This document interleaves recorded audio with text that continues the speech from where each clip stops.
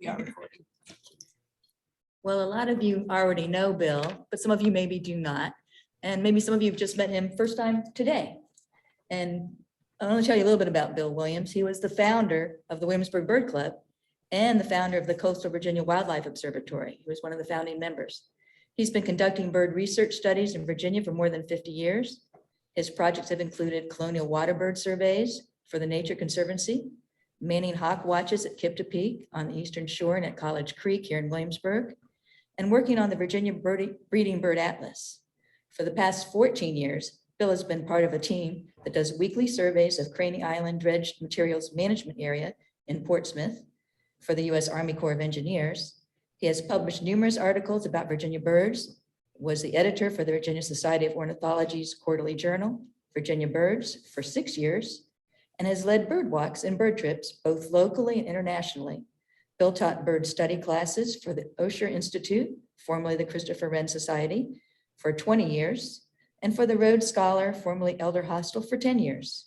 He has birded in more than 30 countries on 5 continents and was recently recognized by the Center for Conservation Biology at William & Mary as a conservation champion.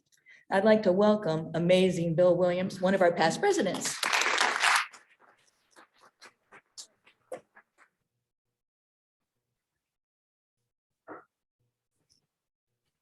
So bear with us for a moment while we get the program up and running. Can you hear me okay? Hear me okay?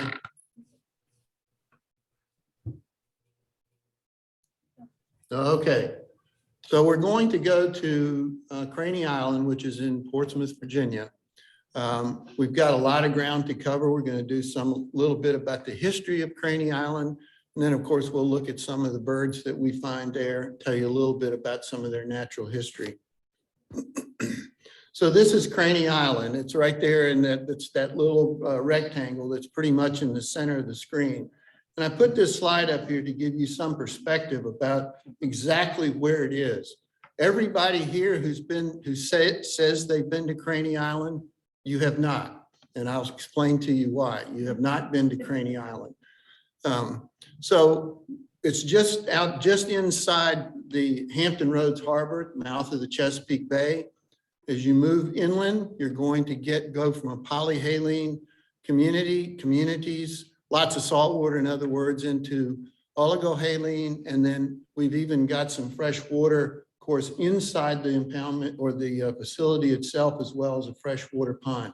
There's an awful lot of habitat diversity that's helped us or that's contributed to us documenting. Our team has documented 270 species of birds. If you look at just eBird entries, it's close to 300 species over the course of time. Now I'm going to get some of this out of the way right up front, just to clear everything up for everybody, hopefully, and do it as gently as I possibly can. It is a U.S. Army Corps of Engineers facility, and therefore it's restricted access. But the question would be, why? Many of us who've been going to Craney since the 1970s or earlier even, will remember the time when you could just go up to the gate, go inside, sign in the book. You could go fishing there on weekends. We saw people doing that kind of thing. So the question is, why is it access restricted now? The number one reason is safety. All of us who are there are required to wear safety vests now. Anybody who's been going to Craney for any length of time can tell you about the times they got stuck, or the times that they had flat tires, or their batteries ran dead. Once you get inside that gate, you're completely on your own. If you have a flat tire, that's your problem. And figure, how in the world is AAA going to get in to help you? And we have had field trips over there with VSO, for instance, where somebody had a flat tire, and we recognized it soon enough that we got them out of the facility so we could change the tire outside the gate. One of our team members, Dave Euchre, was there one day, went home and had 2 flat tires the next morning. Wow. So figure that. So a recent inquiry to to the Coastal Virginia Wildlife Observatory from a student at Thomas Nelson Community College, or Christopher Newport, wanted to take a field trip over there. So we made an inquiry with our contact at Craney, Shannon Reinheimer, who's absolutely an incredible help to us. But we posed a question to her, the young man did, to her about scheduling a field trip. And this is the response that we have. This is current. I made sure that you could see that as of the end of January, 2 weeks ago, these are the things that the Corps is still looking at. By and large, it's shut down until they can get a green light that it's going to be safe for COVID. Now, that means then when somebody does schedule an opportunity to go there, somebody from the Corps will have to be with them. And that's been the case now for several years. And so therefore, it's a personnel issue with them about scheduling someone who can be there, who knows what's going on at the facility at any given point in time.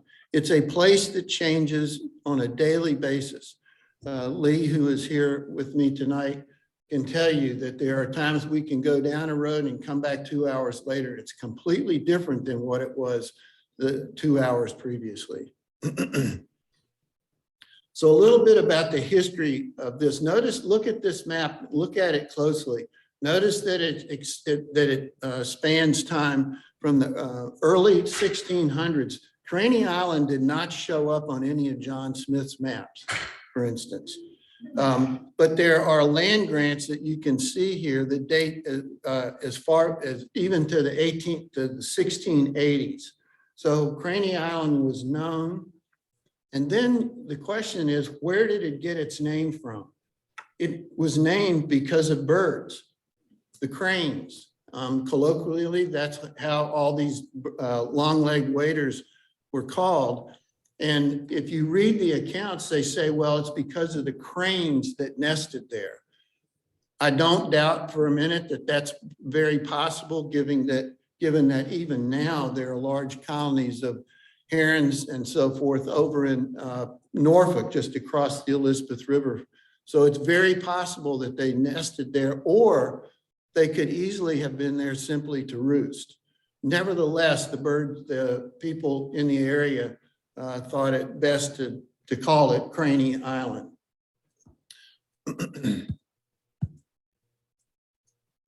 So it's got historical references. The Battle of Craney Island in 1813. This is during the War of 1812. And the reason is, as you saw in that earlier map, Craney, the position of the island was such that it served as a great place for fortification, that and Fortress Monroe, for protecting ingress into the James River. So when the British tried to blockade the harbor here, there was a Battle of Craney Island that turned out to be very successful for our part. Now move ahead to 1861. I put this here on purpose because you can see, relatively speaking, the size of Craney Island. And I don't know, looks to me like you can tell there's a separation there between the island itself and the mainland. And that's called the thoroughfare. Where'd I have to hit it, Nancy? There we go. Another very famous battle that was fought right offshore. We were there the next day. This is not a picture that we took. And this is the Battle of the Monitor and Merrimack, and you can see them there in the background. Another one, this is part of the blockade. It was a Union blockade attempt there at Hampton Roads. The whole Hampton Roads area has been used for a lot of things in addition to shipping, including dumping old and discarded shipping material right out there off of Craney Island.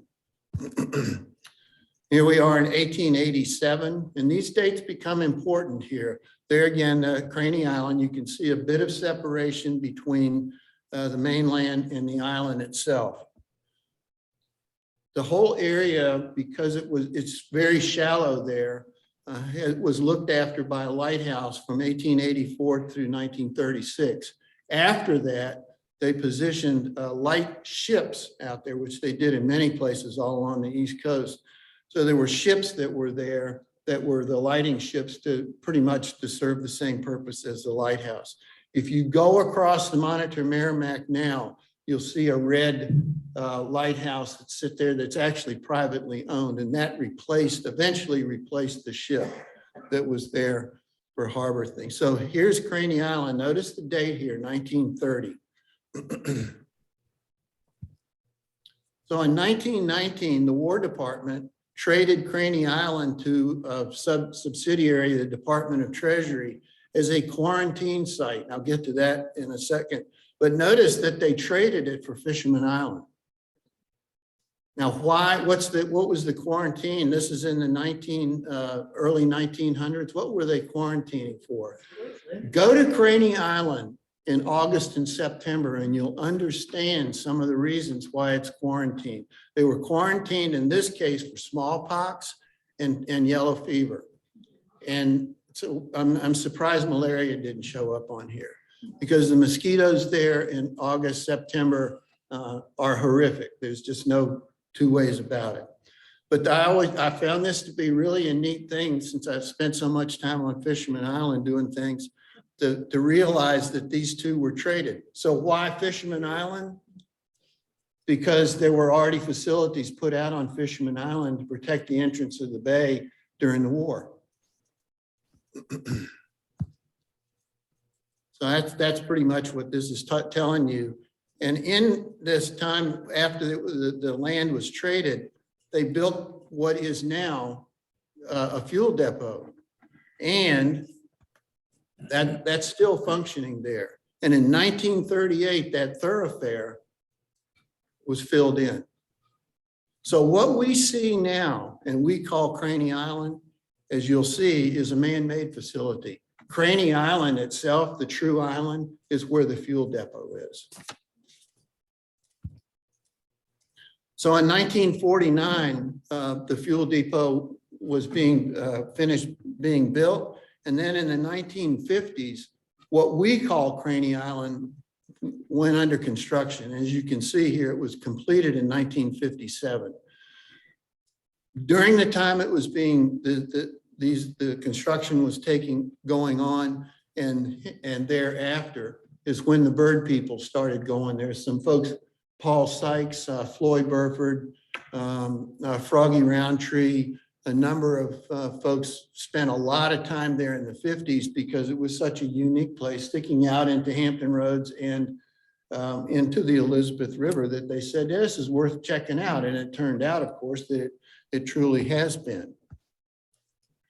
So notice here, this is our bird club trip in August of 2013. There are several people in this photo who are no longer with us, unfortunately, including Ruth, who's standing just a little bit right of center there, Ruth Beck, whom I'll talk about quite a bit here in a few minutes. Tom Armour, who's over on the far right. So this, to me, is a very special picture. There's some other folks in here that mean a whole lot to the Bird Club. Brian Tabor standing right there in the middle, in the background, right smack in the middle there, and Hugh Beard standing next to him. So what is it about Craney Island? Why do we go there? A lot of it is out of respect for what Ruth Beck was doing. In the early 1970s, a graduate student, fellow graduate student here at William and Mary, and his roommate at the time, but largely Bill Akers, started doing research on least tern populations in Hampton Roads, Craney Island being one, and Grandview Beach being another one. And so regularly, Bill was going over to Craney Island. Ruth was joining him. Ruth and Bill had known each other since Bill was 12 years old. They went to Europe together on a birding adventure. So whatever Bill was doing, Ruth was usually not too far behind, helping out. So teams of us would go over to Craney Island in the summer, beginning in late April and all the way into early August, monitoring the least tern populations there. So that's what got us started going over there for a purpose, for something other than just birding. Birding, well, we did a little bit of that. So here's Ruth, taking notes as she always did. That research that Bill started and that Ruth picked up on and carried through, including at Grandview and eventually out on the Hampton Roads Bridge Tunnel, not for lease turns, but for common turns. But that led to a formalized agreement between the Army Corps of Engineers and the College of William and Mary in 1984. That then you'll see that's a legacy, if you will. And because of the work that Ruth was doing, she proposed, and the VSO recognized, Virginia Society of Ornithology recognized Craney Island Norfolk District Office with its #1 conservation award, Jackson M. Abbott Conservation Award. And you can see for its contributions and assistance in the creation, protection, preservation of critical habitat. That sounds interesting in itself because it sounds like it was with intent that they created this habitat. That's not the case at all. It's just something that happens, and you'll see why. So why in the world have this mutual agreement with the Army Corps of Engineers? Ruth moved with the help of the Virginia Department of Game and Inland Fisheries, now the Department of Wildlife Resources, working with Ruth Betcher, the district biologist. They put together, and largely with Ruth's guidance, Ruth Beck's guidance, put together this conservation or this long-term bird management plan, which is still to this day in its draft form, but it is the guiding light for one of the reasons why we're continuing to go over there. How do you have a bird management plan if you don't know what you're managing? Now, this is to get down into the weeds here a little bit about, folks think that we're over there just birding. I can tell you that we've had some folks come with us and said, this is really work. We leave Williamsburg, those of us who are here, somewhere around 5:30 or 6 a.m. It takes an hour plus to get there. 2 weeks ago, when we were going over to the Monitor Merrimack, we encountered 3 traffic accidents in 1 mile. So sometimes it works, we get there at daybreak, sometimes a little later, but there's a lot of stuff here. So here's Ruth with Virginia Boyles, looking at something wonderful, I'm sure. So before you leave tonight, you'll have to identify one of the years here and tell us how many birds and hours we spent here. Otherwise, they won't let you go. Nevertheless, we've been there 505 times. That's 505 surveys that have been entered into eBird based on our team's work beginning in 2008. Ruth had some health problems in 2008, and Shirley stepped up and said, can we get some people over there to cover what Ruth has been doing? And that's literally how this started, continuing what Bill Akers has done, and then Ruth had done it in the intervening years, and then starting in 2008. So when you see that number of surveys, we were really there in the summertime monitoring the lease turns, but also recording data and submitting it to eBird. Thereafter, especially after Ruth passed in 2015, we formalized what we were doing. We put a protocol on what we do every day and why we're doing it. Restricted there in 2020, nobody be surprised at that. And then, as I said, this 505 is through last Thursday. And as I said, this becomes more than just a birding thing. Notice that the mileage to and from there, we've driven largely Lee and Ruth and several others, 55,000 miles just to get there and back. Then once we get on the facility, it's usually another 15 to 20 miles driving on the 2,500 acre facility to get to the places where birds are that we know, either the colonies or the nesting birds, that kind of thing. And then, so that's 63,000 miles since 2008 that have been devoted just to driving to and from and or on the facility itself. And then, as you can see, we put in over almost 4,900 hours of survey time on the facility, 1,200 hours plus the data entry is about 45 minutes to put in all the data that needs to be put in. That doesn't count downloading photographs and editing those and make sure that they're suitable. So roughly 4,900 hours devoted to just the survey, 50 or 63,000 miles plus. And then we also prepare for the Corps quarterly and or annual reports. So this isn't done just and left in eBird. The data is synthesized so that the Corps will have some guidance for their long-term bird management plan. This does happen. We occasionally see rare birds. If you hang around your yard long enough watching birds, sooner or later, you're going to see something you say, I've never seen that before. What is it?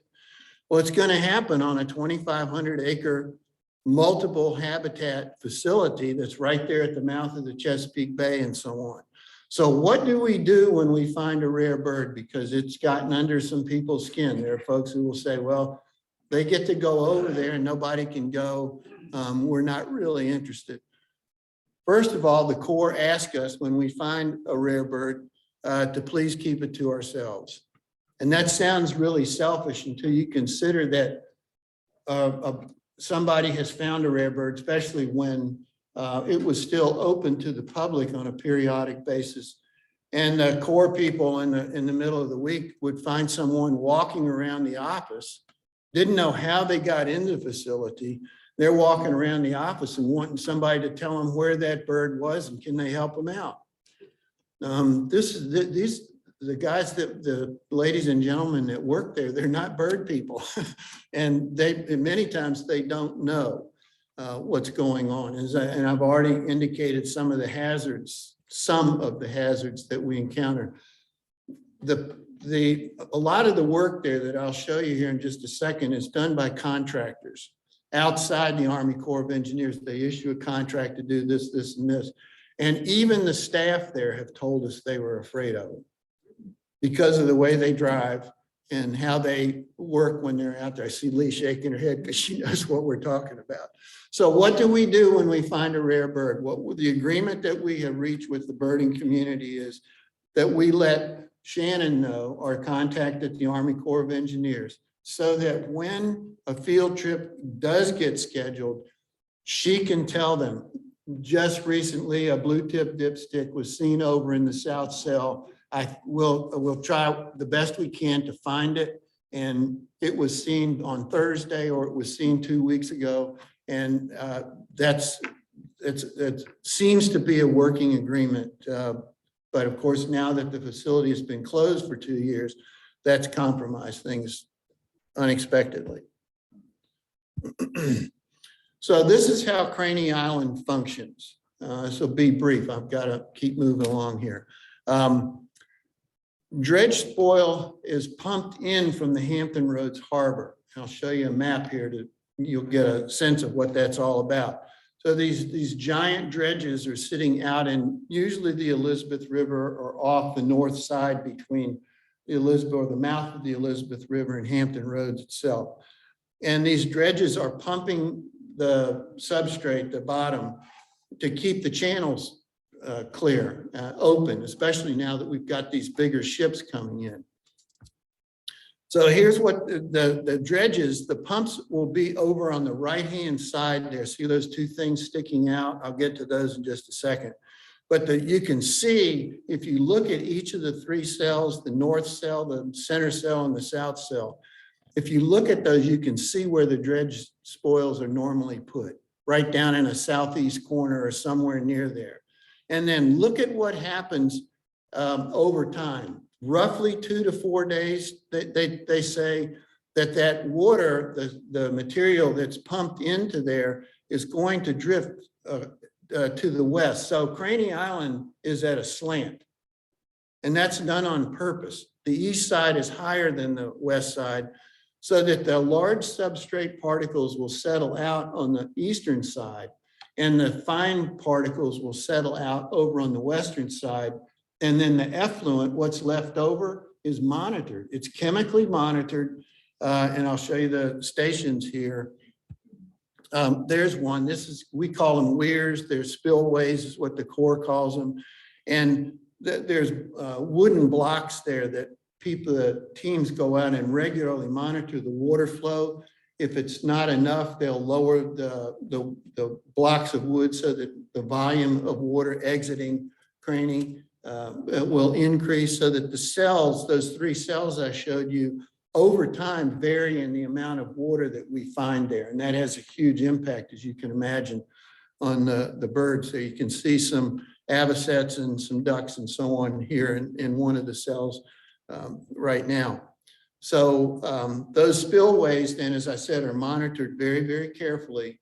And if there would be a problem with some coliform bacteria or something in there, that sets off some alerts, and that has to be attended to.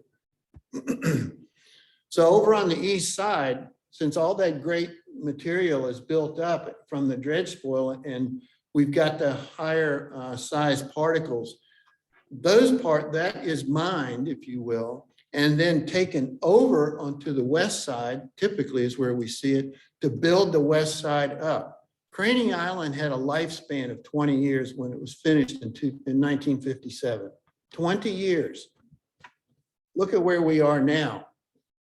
And we were there one summer when part of the western shoreline actually gave out. The amount of material, the volume, probably some construction malfunctions that happened over there. Anyway, it blew out the whole one side of the western shoreline. It had to be repaired. So what the Corps does and the contractors do is they dig out this stuff over on the eastern side, and you'll see this picture again. Dig it out and take it over on the western side, or build up the cross dike roads that you saw North Division, South Division Road. As the place fills up with water, they don't want the water breaching the cells in between the cells over or on the western side. So they had to continuously build them up. And this is what we see. These are our friends.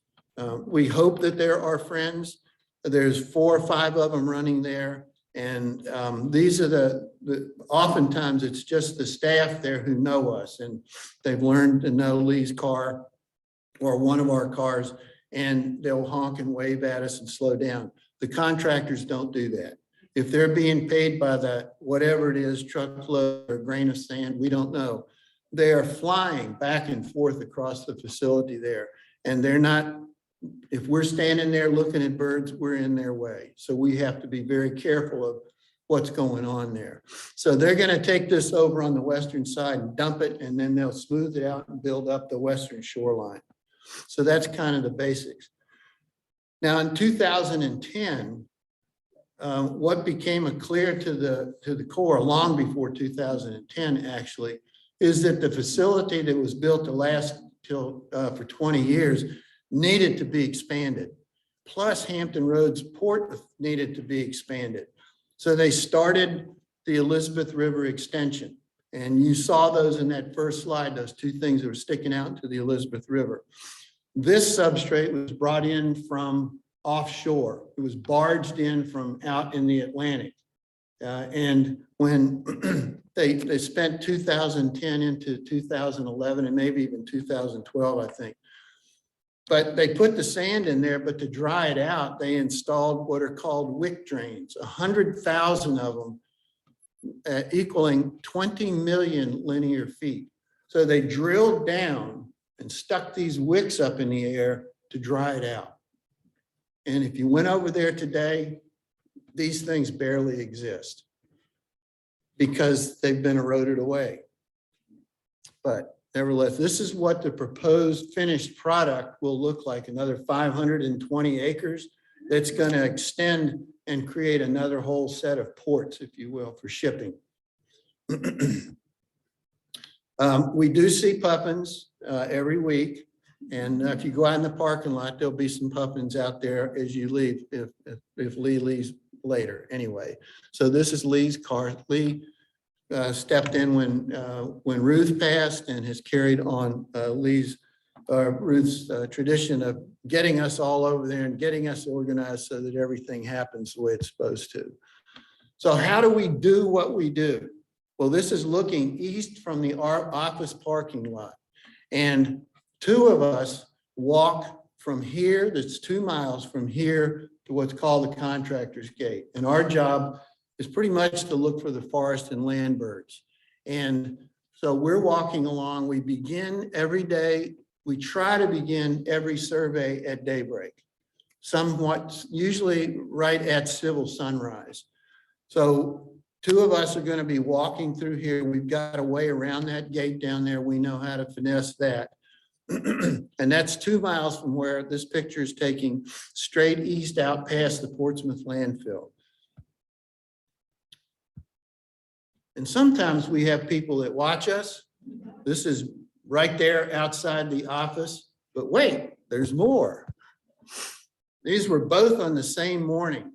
This little fox came out and stood there and looked at us, and about 3 or 4 minutes later, the other one came out and stood there. So they were both there at the same time, and we saw them off and on for about 20 or 30 minutes, and then they disappeared.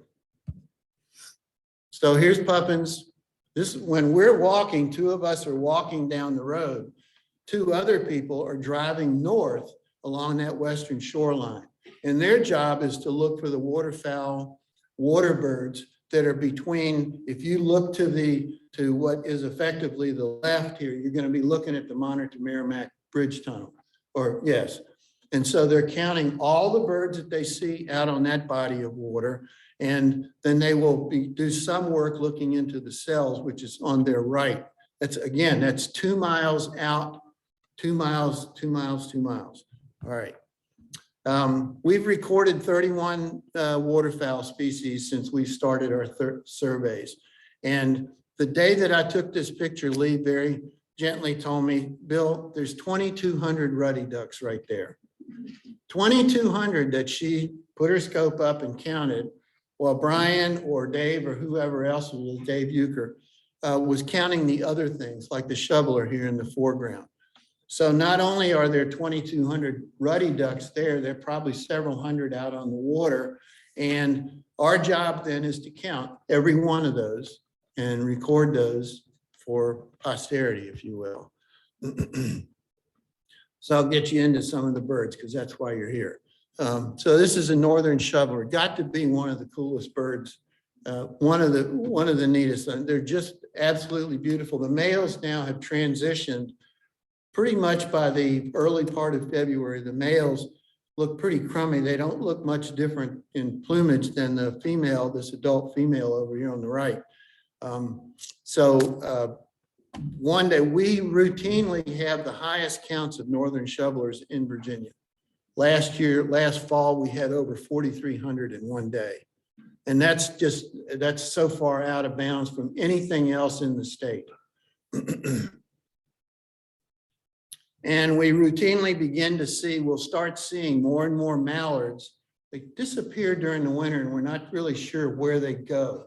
And that brings up another point about what our work is showing is a periodicity of birds throughout the course of the year and over time, if you will. So here's a mallard. We see tons and tons of mallard hens with broods, sometimes up to 12 or 13 young at a time.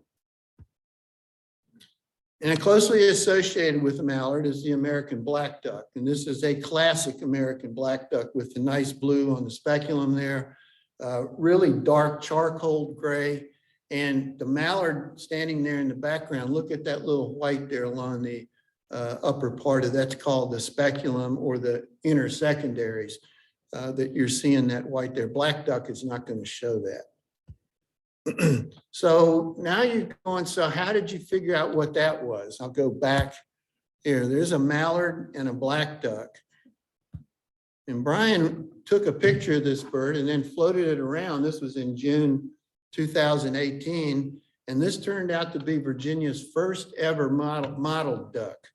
And mottled duck is not the easiest thing in the world to pin down. You have to look for some very subtle field marks. Look at the base of that yellow bill. the yellow bill, and look at the base of it. There's a little black, and that's called a gate mark. And it's got a black gate mark. So you're looking for a duck that's kind of like a mallard, kind of like a black duck's probably going to be with both of them if they're around. And it's got that bill cover, but then the cheeks are real faint pink, tan pink, real faint. And the neck has almost no markings on it at all. It's very faintly marked. The top of the head has what we call a cap or a crown, but it's small and it's also faint, as is the eye line. And then the bird is completely mottled brown, not that charcoal brown, with chevrons in the feathers, interior parts of the feathers, no white under the tail, which a mallard would show, or a mallard mottled duck would show. So we ran this by experts, and the experts said this is, yes, it is a mottled duck.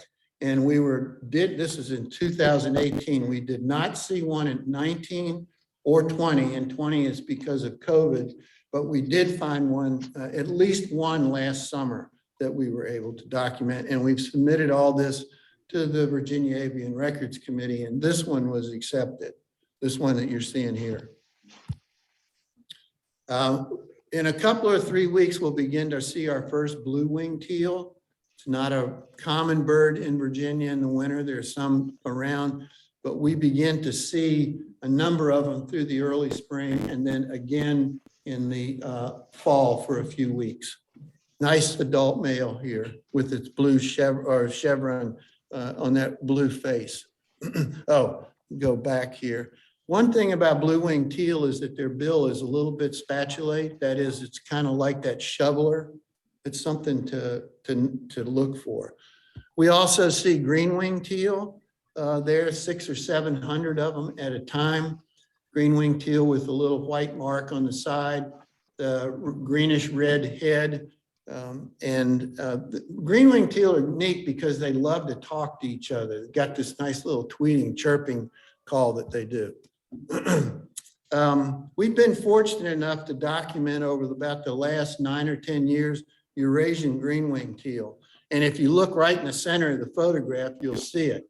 And you can see how different it is. This is the Eurasian subspecies of the green-winged teal. So if you go to Europe, that's what you'll see. Notice that there's no vertical mark on the breast, none at all, but there's a white lateral line just below the fold of the wing. And see, you missed that on the first slide. It was right there. And this is one of those things that when we see green-winged teal, Shirley and several people know that when you see a flock of green-winged teal, look for the one with the lateral line. That's the one because that's the outlier. And I wanted to see if anybody reacted to that because it was in that first green-winged teal. Well, this is it. That's that same slide. So we have to be, if the birds are close enough and we can scope them long enough.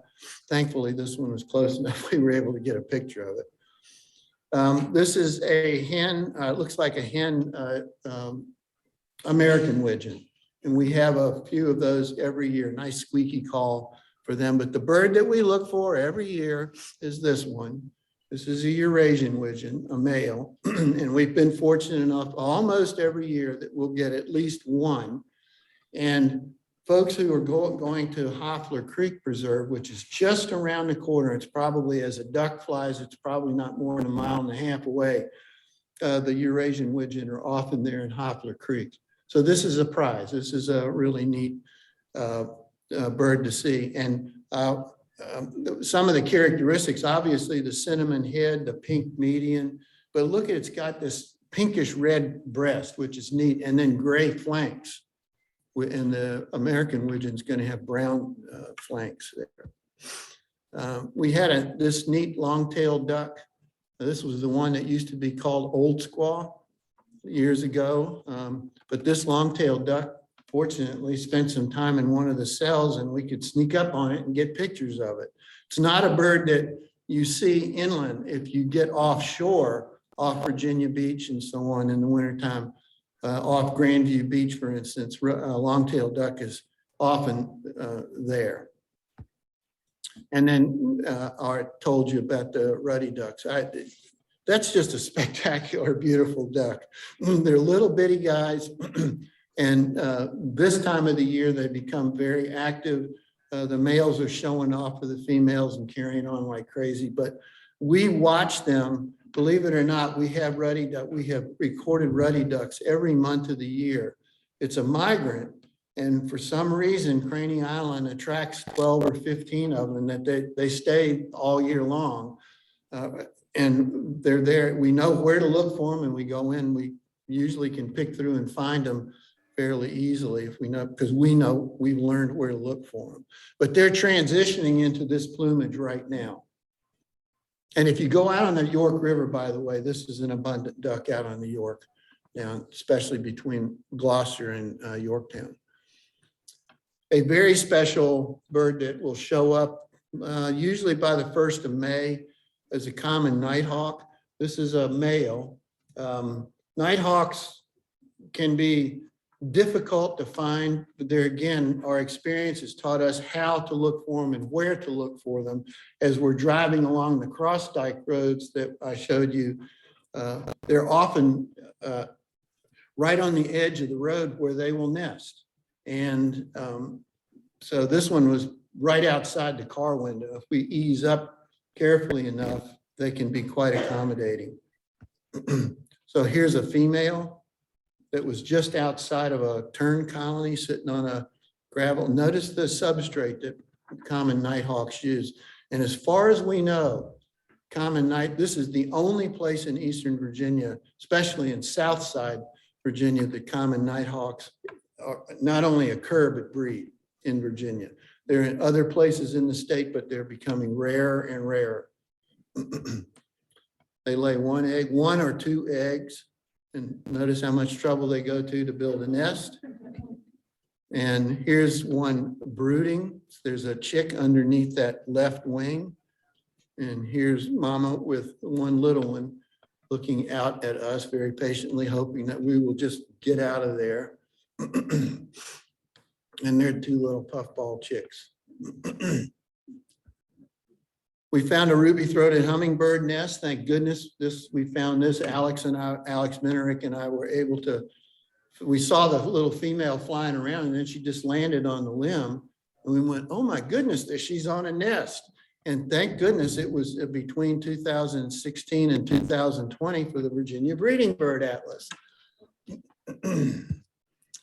And mourning dove, fairly common on the facility. Who ever heard of mourning doves nesting on the ground? But there you go. And there's the 2 little squabs. Right now, there are quite a few horned grebes that are going to be showing up between the Monitor Merrimack or all around. It's and on the York River here locally. We will watch them transition into their gorgeous black and orange plumage. This is what we would call a basic plumage horned grebe. Got a nice red eye. If you ever get a chance to see one up close. We have seen eared grebe at Craney Island. I don't have a real good picture of that one, unfortunately. And in pied-bill grebe, we know that they've nested there because a few years ago, one of the cells that had a lot of water in it, we actually saw the bird sitting on the nest, and then saw the adults with the young on the back and so on. And then rarely, depending on what the winter circumstances are much further north from here, where it gets cold and iced in and the rivers get hard to fish, we'll get redneck grebes occasionally at Craney. Believe it or not, in Portsmouth, we're pretty sure that there's a feral population of northern bobwhite. It's a species that has largely completely disappeared here locally. If you hear or see a northern bobwhite in the Williamsburg area right now, it's one that's been released from a captive flock, probably at a hunting preserve somewhere, private preserve. But we're fairly confident that the ones at Craney, since there are no hunting things around, are probably still a local feral population. How long they can hang in there with some of the predators there, like the foxes, for instance, is a good question, but we're thankful that we get to see and or hear a couple every year. And then there's a sizable population of wild turkeys.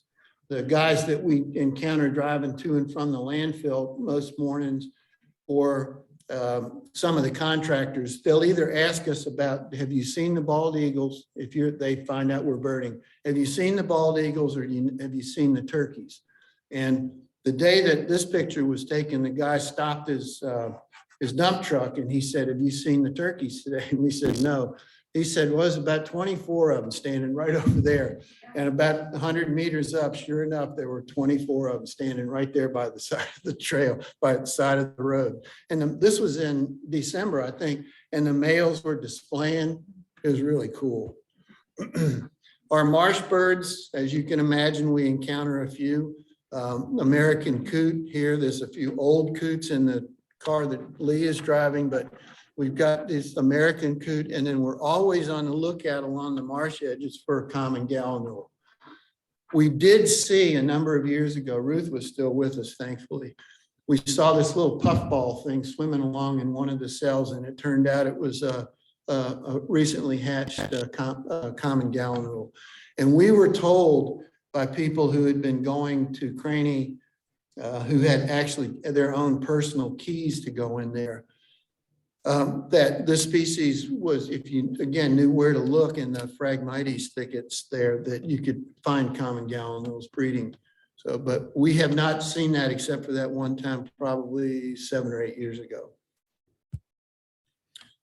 And we know that this species is there because we hear them. And you say, well, obviously, Bill, you took the picture, but we hear them more often than see them. It's a rail, a sora.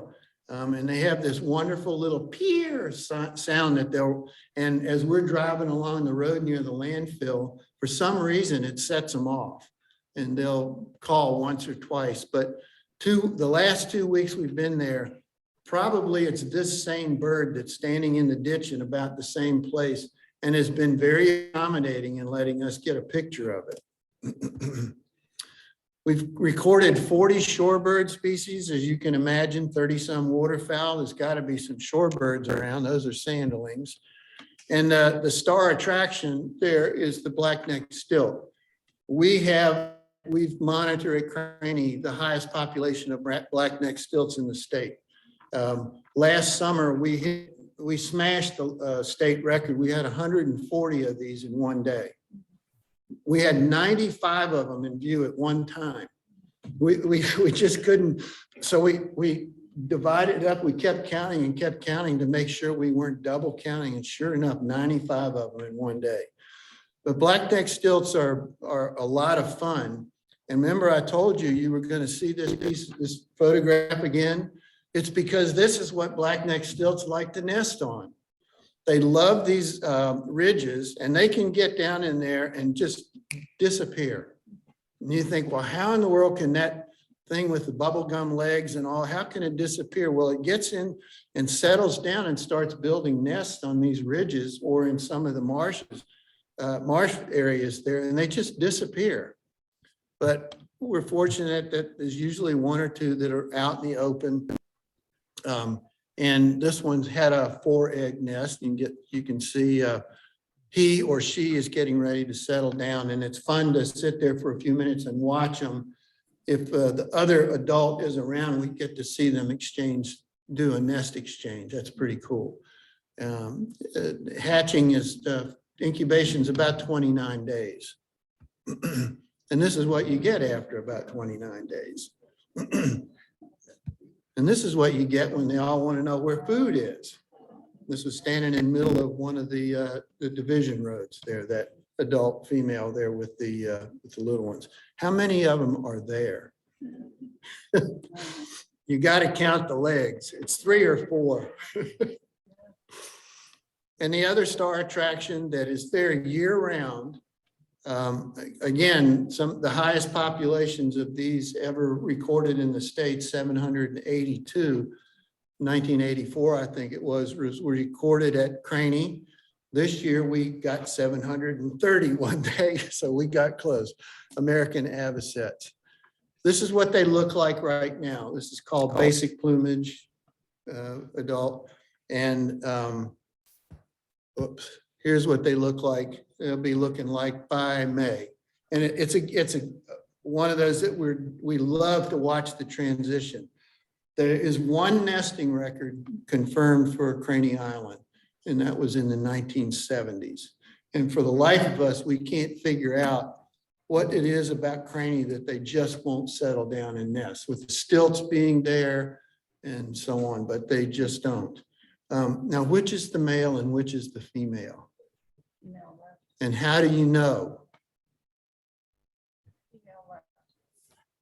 How do you know? It's the shape of the bill. Okay, the female is the one with the greatly upturned bill, much more upturned, thinner, and then the male there is on the right, with a little bit thicker and not quite as upturned. We do get American oyster catchers. They're not many. This is a bird that's being carefully monitored all along the Gulf and Atlantic coast by American Oyster Catcher Working Group, which has a marvelous website. And when we find one that's color banded, which we did this past year, we can send that color band combination in to the working group, and they immediately respond. And they told us that in this case, this bird had been banded as a chick in North Carolina. And when it was banded by Fletcher Smith, who was here at William and Mary for a long time. This bird is currently in Florida, and it's been wandering from where it was banded down to Florida, back to Virginia, North Carolina, and then back to Florida again. So it's had a pretty good, pretty active life. But what this tells us too is how important Craney is for these birds that move around. Now, the last 2 years, we've found a pair of American oyster catchers out on one of those eastward expansion dikes that I showed you that stick out in the Elizabeth River. And in both years, they produced a single chick, which is marvelous. One of the, outside of the Hampton Roads Bridge Tunnel before that construction, that's pretty neat to have oyster catchers nesting what we would call that far inland. And unfortunately, either fish crows, probably fish crows, or the bald eagles took the chick both years. The chick has disappeared both years. And we've seen the fish crows harassing it. Move into some of the plovers, semi-palmated plover. We get quite a few of those moving through. This is in basic plumage, so it's not one of the brilliant plumage ones that we'll see later in the spring. This little piping plover, when we saw it in August 2012, noticed that it was color banded as a chick.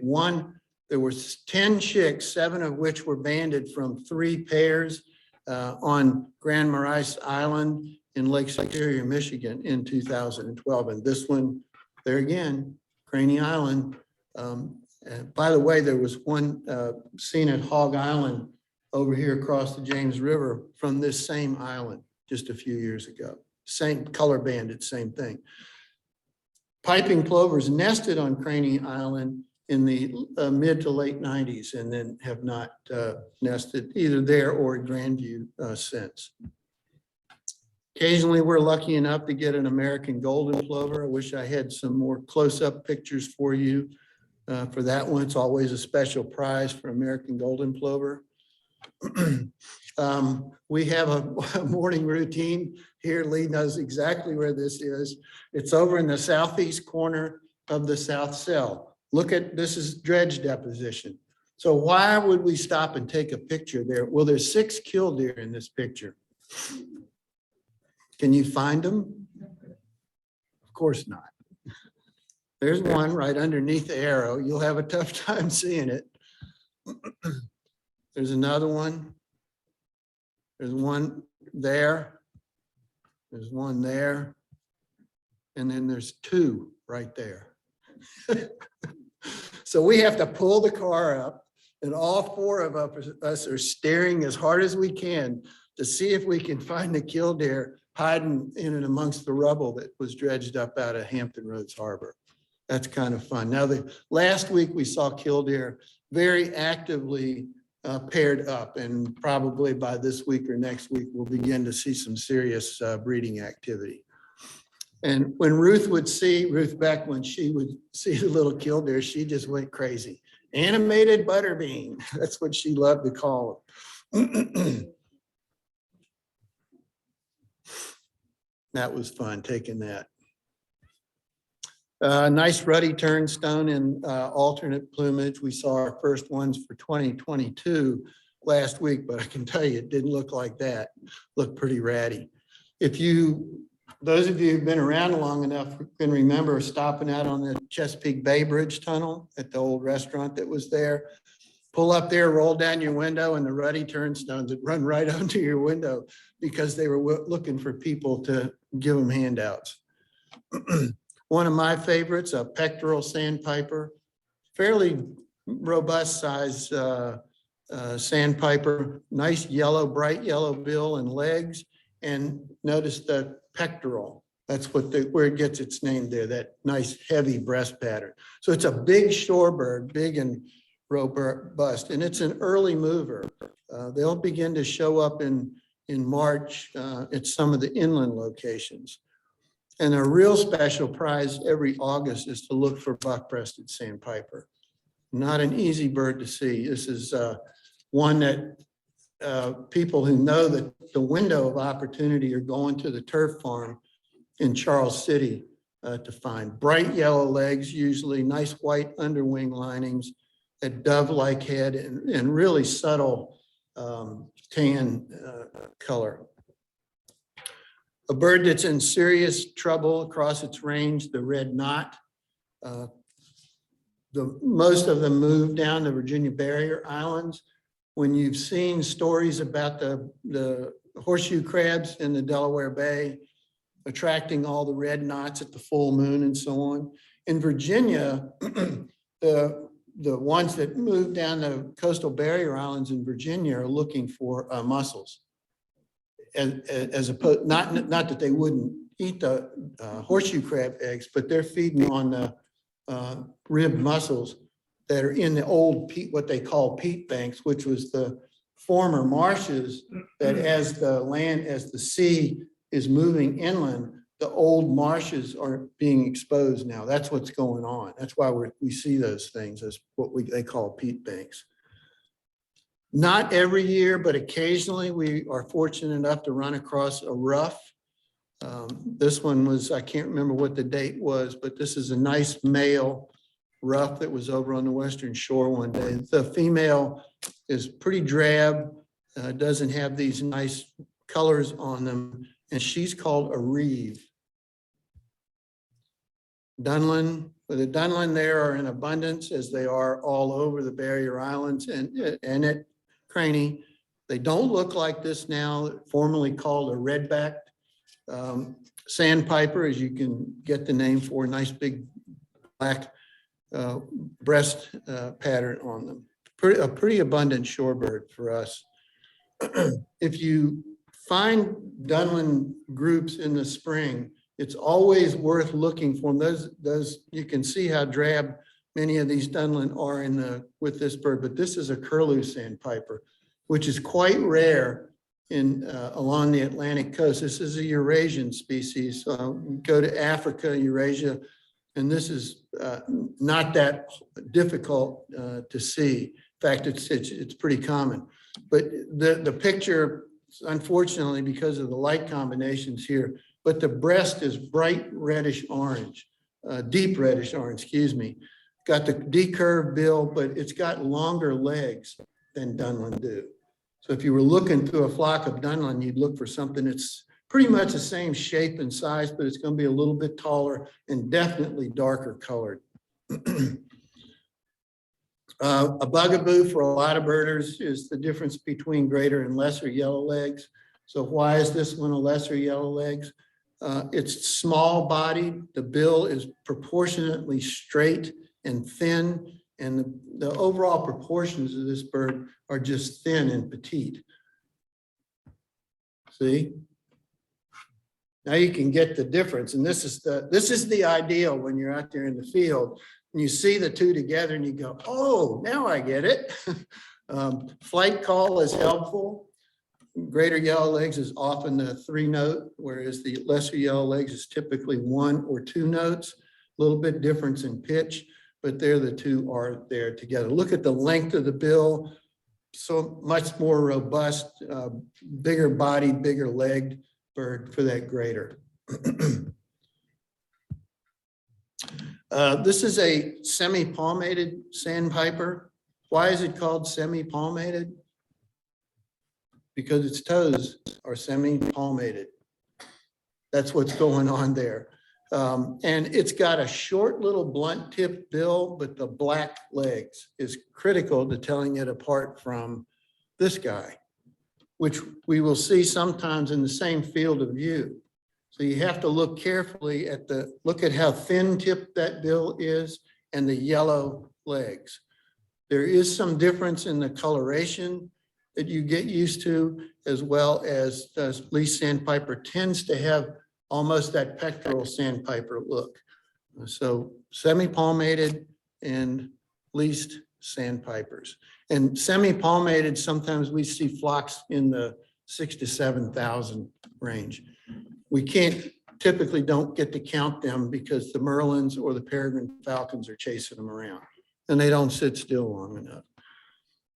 And then a white rump sandpiper, you can just barely see under the tail, under the wing there, the beginning, you can see the white rump. White rumps are slightly bigger, noticeably bigger than the semi-palms and the least. But they have, see how the wingtips extends beyond the tail? That's a giveaway. It's got an attenuated posture. So you're looking out across a flock of shorebirds, you're looking for something that's a little bit bigger and that the wings stick out beyond the tail. And that's either going to be a white rump or on rare occasions, a Baird sandpiper. And then sanderlings, this is the one you see on the outer banks or at beaches running in and out of the surf. Unfortunately, I don't have a picture of a nice alternate plumage adults because they look completely different than this. They're nice reddish orange and just gorgeous.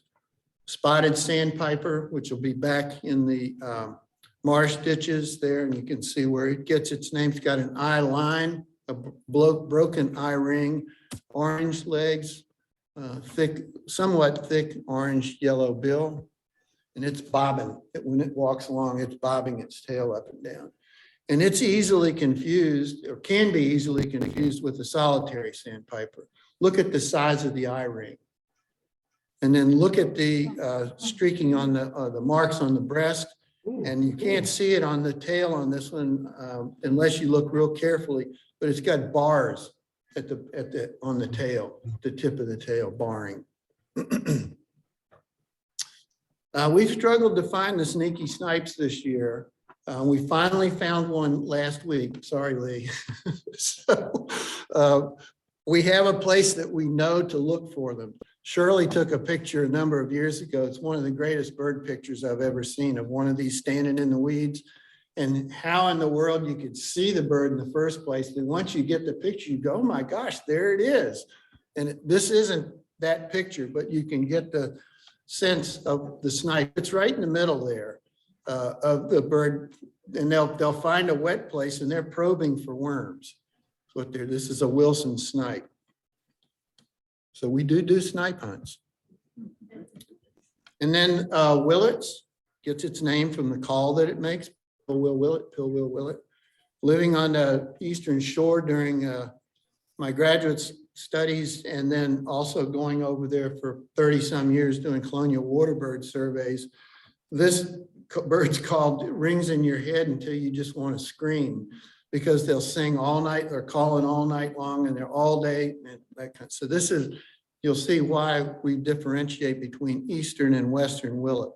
They're still considered one species, but there's a lot of push to differentiate them into two separate species. So there's a western willet, and you picked up on the differences right away, didn't you? Well, that's okay.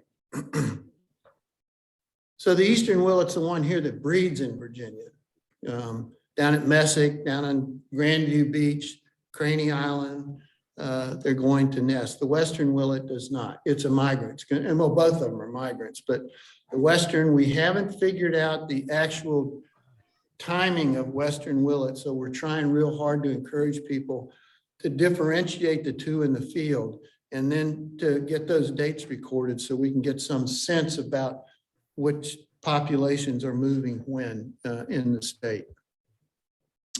And then this is a stilt sandpiper, oftentimes found with one of the birds I'll show you here in a second. It's the bird pretty much in the center. The phalarope is over on the right-hand side. There's stilt sandpiper. And then here are short-billed dowitchers. Pretty cool how they blend in. There is a long-billed dowitcher. I didn't have a good definitive photo. I meant to tell you right up front that every picture you see here was taken at Craney by one of us. There aren't any pictures here that were taken somewhere else and brought in. I should have told you that up front. So we see some pretty good flocks of dowitchers during the spring and then back again in the fall. A very special bird that is extremely difficult to find nowadays. Maybe one shows up somewhere in Virginia every fall, but it's becoming really difficult to find them as the upland sandpiper. A bird that bred in Virginia, in central Virginia for many years, out in what we consider the horse cattle country in central Virginia. And they've been extirpated as breeders in the state. And we were fortunate that this one posed for us right outside the car one afternoon. And a special one, you've heard presentations by Brian Watts from the Center for Conservation Biology, spoke to the Bird Club about whimbrels a few years ago. This is a fiddler crab specialist. Its bill is designed to get down into fiddler crab burrows and then pull the fiddler crabs out.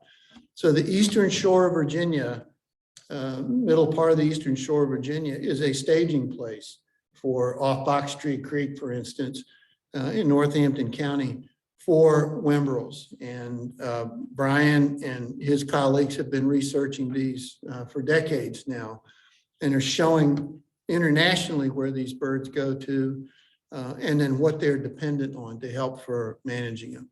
This is one that, as he was telling you, gets to places down in South America and they're shot for sport.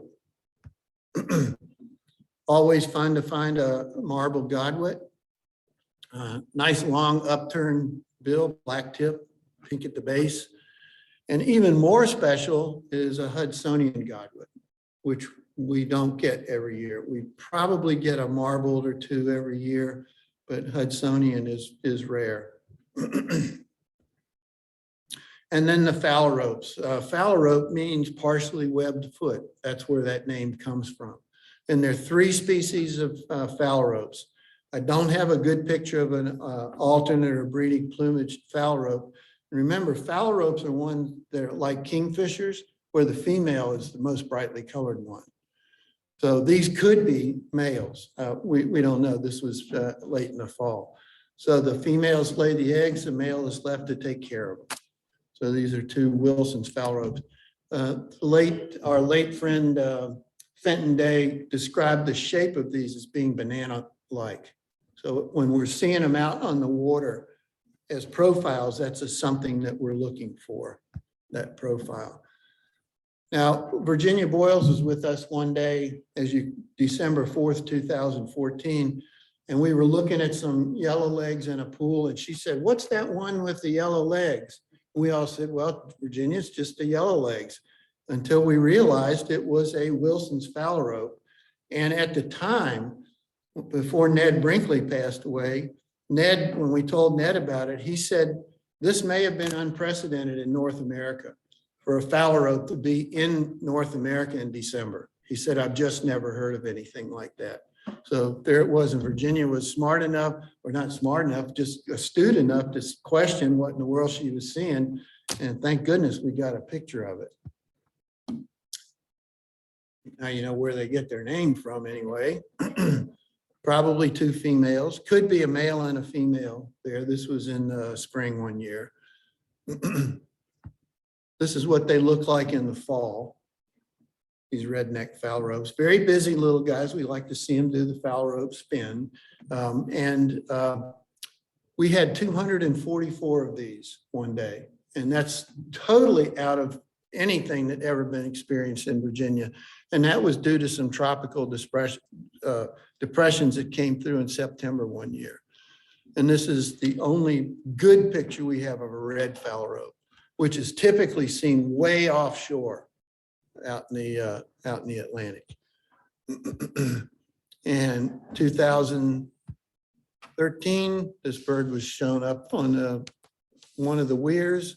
Brian and Ruth spotted it, and it hung on until that same bird was still present, come on, in mid-March 2014. The photographers hassled this bird to pieces. This is when people could still come and go out there, and they hassled this poor bird to death. Well, not to death, but hassled it. So it, bless its heart, it hung in there that long. And then we had this one at Craney last winter, this female. I got to move ahead here quick. 8 gull and tern species, nice Bonaparte's gull. There's a lot of them showing up on the James River right now. This is the one with a white chevron in the wing. A really ratty looking glaucous gull. This bird summered there at Craney. It was just a mess because it could barely fly because it was molting. 2 different terns there, Caspian and Royal. You're probably aware that the Royal Tern's nest was it 4 or 5 miles away on the Hampton Roads Bridge Tunnel. So they spent, once the young fledged, they come over to Craney and they can feed there in the shallows. Look at the size of that Caspian tern, the size and color of the bill, and how the cap goes all the way to the back of the head. 2 gallbill terns. This is not a fish eater, it's an insect eater. They eat dragonfly larvae and insects larvae. We'll see them hawking insects, for instance. And a pair tried to nest at Craney one summer and they were unsuccessful. This was a picture of them settling down, trying to incubate. They laid 1 egg. And then pretty neat that we get sometimes pretty good concentrations of black terns. This is a young one. Come on. Now, the least tern is the one, as I said, that Bill Akers was doing his research on, and that Ruth went above and beyond the call of duty. She even got people to build, when least terns were struggling, she even got people to build least tern wooden models. And we spent many hours out placing the least tern dummies, if you will, out in suitable habitat to see if it would attract the adults. And it looked like that might have been the case. We could never determine whether the least terns were going to the habitat or going to the habitat because of the models that were there. But nevertheless, it was a great effort. Nice 2-egg nest there. See the little chick? And mama taking care of the chick. Little chick out of the nest. Yep. This is a fledgling. Last year, we had very low productivity on the least terns, and we don't know why. It could very well have been predation. A few years ago, when a different manager was at Craney, we were actually, this, as I said, this picture was taken by one of us. I took this picture. There were Navy helicopter people coming in there and practicing touch and goes because they were going to go to the Gulf. And so Craney Island was a perfect place to do that. They practiced touch and goes. Guess where they landed? Right smack in the middle of the least tern colonies. Because we were there one day, we counted the terns in the colony, came back an hour and a half later, and the eggs were destroyed. So we told the manager at the time, who was a military guy, and he was not happy about that. And he said, this won't happen again. So that has not happened again, thank goodness. I don't know that I need to tell you what those are. White pelicans. Some of our long leg waders.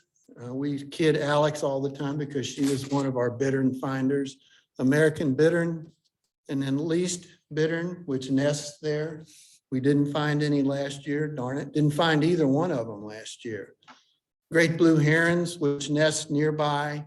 And then nesting in the neighborhood, we're pretty sure is yellow-crowned night heron. Do you see it? Yeah, they're pretty slick. This is a fiddler crab specialist, the yellow-crowned night heron. So how do you tell a yellow-crowned night heron from a black-crowned night heron? You have to look real close, but look at the difference in the size of the spots and the colors. Yellow crowns are kind of a bluish gray. The both bills are all black or all dark. And it stands more upright. And then the black crown there is brownish and the bill is yellowish at the base. I'm watching. This is, what did I do here? I hit something I shouldn't have. It did something it wasn't supposed to do. There. There. Okay. Tricolored heron, excuse me. If you want to get some questions too. Yeah, yeah. There's a couple of things I wanted to get to at the end. So I'll move through these fairly quickly. Sorry for having to rush through this. Cattle egret with great egrets. Cattle egret there in the middle. Snowy egret, which is pretty common there, but you always want to be looking for the rare bird, which Brian found and photographed. A little egret, which is the African Eurasian counterpart. Now, how do you tell the difference? Look at the base of the bill. The base of the bill on the little egret is blue. It's got two plumes out of the back of the head. The bill is very, very dagger-like. It's long, dagger-like. It does have yellow feet, so you have to see these two pretty carefully to be able to differentiate the little egret, which is very rare. This is, I think, the second one ever in Virginia. And then Shirley was with us the day that we documented second or third reddish egret ever seen in the state of Virginia. That's her picture. No, that's Sig's picture, I think, or maybe Shirley's. And then glossy ibis, which got me out of graduate school. And then white ibis, and then a real specialty was the roseate spoonbill. And I think this one was this summer. How about that? Is that cool? White pelican, roseate spoonbill, and brown pelicans all standing there at the same time together. And then this one is even cooler because we've got a mallard, a snowy egret, spoonbill, what I'm pretty sure is an eastern willet, a western willet, and a great egret. Osprey, I gotta go ahead because I'm gonna run out of time. The first nesting, successful nesting of bald eagle was last year, 2020. And that storm that we had in January of this year blew the nest down. So we're hoping that they're going to, there's the first Craney Island bald eagle chick ever. And we have red-tailed hawk, maybe the first broad-winged hawk ever recorded in the city of Portsmouth was last summer. Brian spotted that one. Red-shouldered hawk, immature. How do you know it's a red-shouldered hawk? See the white at the tips of the wings? Got those little windows. That's a young one. And then this sharp-shinned hawk came down and grabbed a red-winged blackbird. That's what it's doing, is mantling a red-winged blackbird. Northern harrier, pretty much every time we go. And then we caught this harrier harassing a Cooper's hawk, or vice versa. So I'm gonna have to move. I'm gonna go on and hit kestrel, immature peregrine falcon. Oh, I got to do this one. That peregrine falcon is what we call cropped out. There's probably a dead shorebird inside that big bulge in the neck. Yeah. Now, this is a fish crow. And you say, well, Bill, how do you know that that's a fish crow? Well, I'll show you.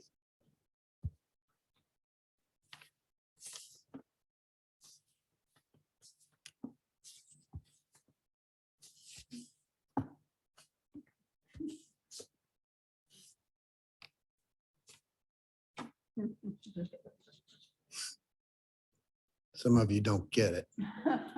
Okay, cedar waxwing, a lot of them around right now. Let me see here.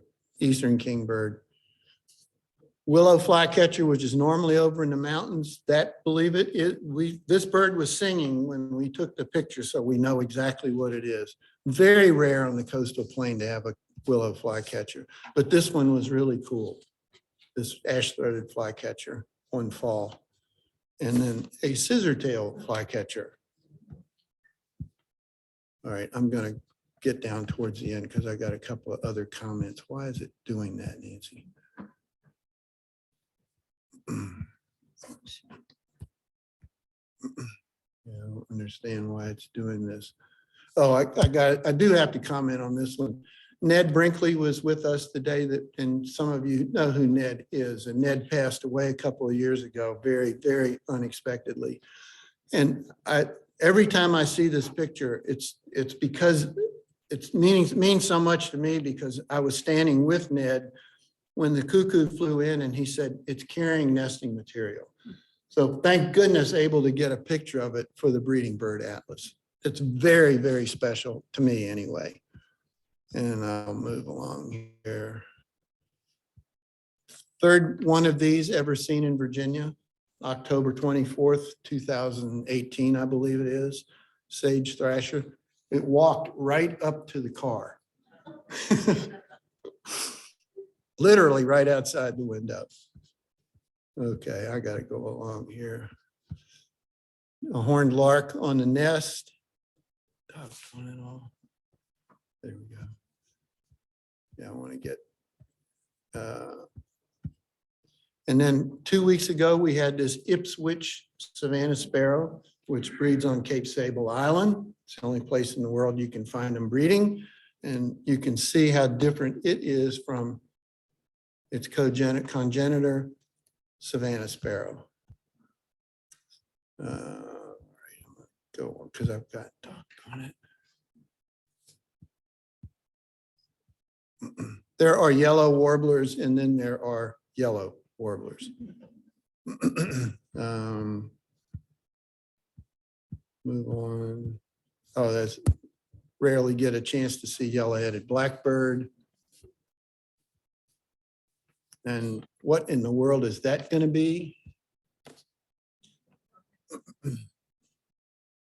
All right, orchard oriole feeding, and then a dick sisal that we got singing one day. We have two wildlife tracking systems over there, one that tracks nanotechnology, solar powered, that Dave and Andy put up. And then last year we installed devices to hopefully record black rails, audio moth device, which runs 24/7 when we have them put up at those three sites. The rare things that we come across that are unexpected was this black swan one summer, a ringneck snake that was in the middle of the road in November, southern toad,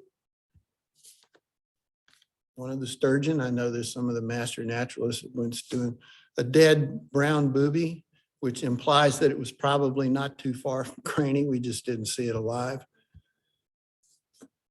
When whales have been found dead, they drag them over to Craney and they decompose there. And then our wonderful turtles, Nancy's turtle watching, an opossum. Dave and I were walking across a Least Tern colony one day and we thought, what in the world is a horse doing out here? Because there were sets of tracks that looked like a horse had walked past. This was from a black bear. Right out, and the staff had seen it. And that's a coyote track. And I will finish up with 2 slides because Nancy is getting us out of They're here. gonna kick us out of here. We'll be okay. Yeah, we're good. If it wasn't for those 3 ladies in green, chances are we probably wouldn't be doing what we're doing. They held everything together, Ruth, Shirley, and Lee. And I've tried to indicate to you that they're the ones that kept communicating with us and making sure that we carried on what Ruth had started. Thanks for watching.